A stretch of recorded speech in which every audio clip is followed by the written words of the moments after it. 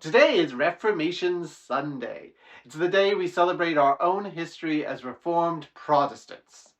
That's what we are, by the way.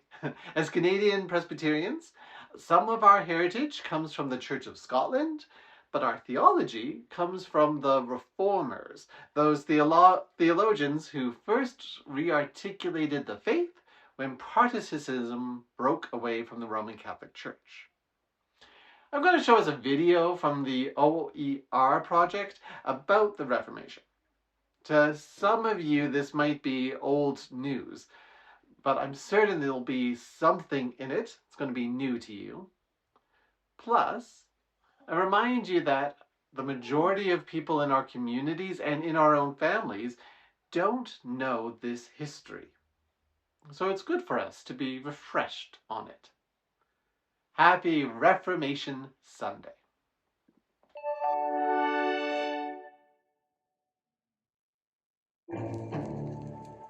Let's look at the word Protestantism. You've likely heard it before and know it's a branch of Christianity. But do you notice the word protest in there?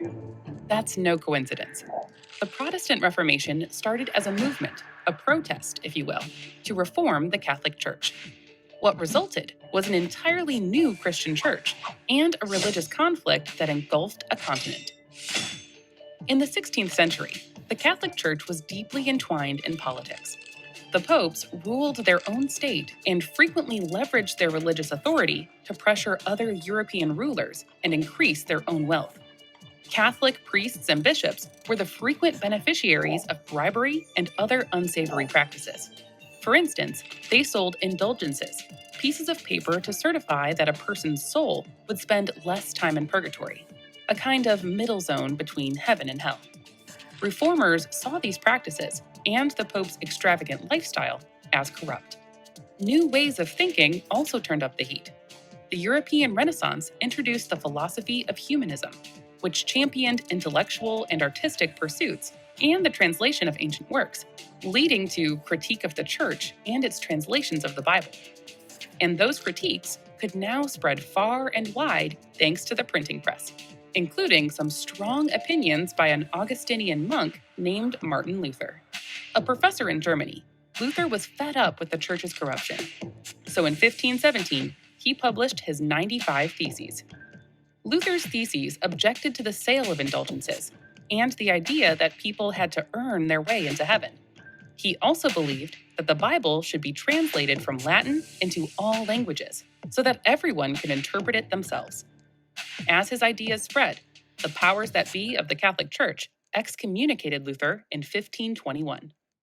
But Luther wasn't the first person to challenge church authority, or the last. In Switzerland, Huldrych Zwingli had already been raising similar arguments to Luther's in his 67 articles. Later, French lawyer John Calvin converted to the newly dubbed Protestantism with his own interpretations of church teachings. And in England, King Henry VIII took advantage of this tumultuous time to create his own church that both increased his power and allowed him to divorce his wife. Well, wives. Of course, these men weren't the only influential reformers. There were also plenty of women behind the movement. Because Protestants believed that everyone should be able to interpret the Bible, they supported women's literacy.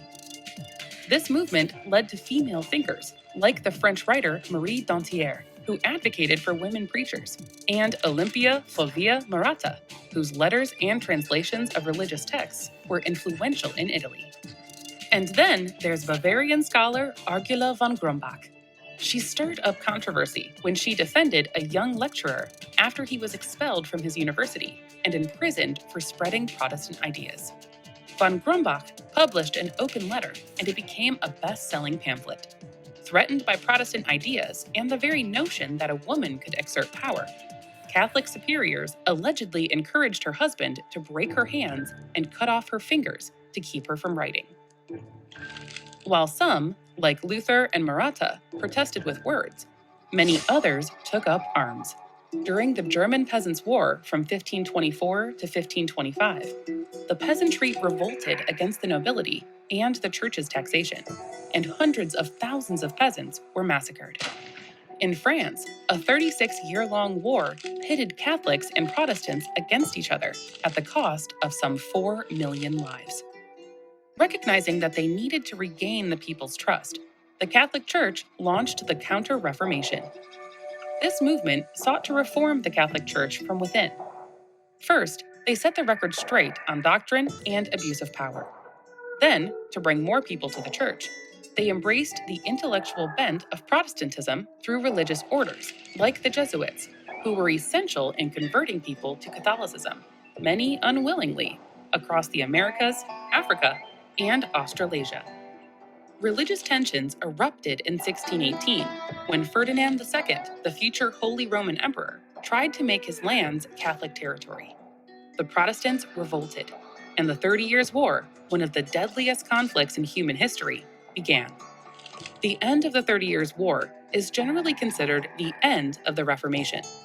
This brutal religious conflict reshaped Europe's politics and social systems for centuries to come.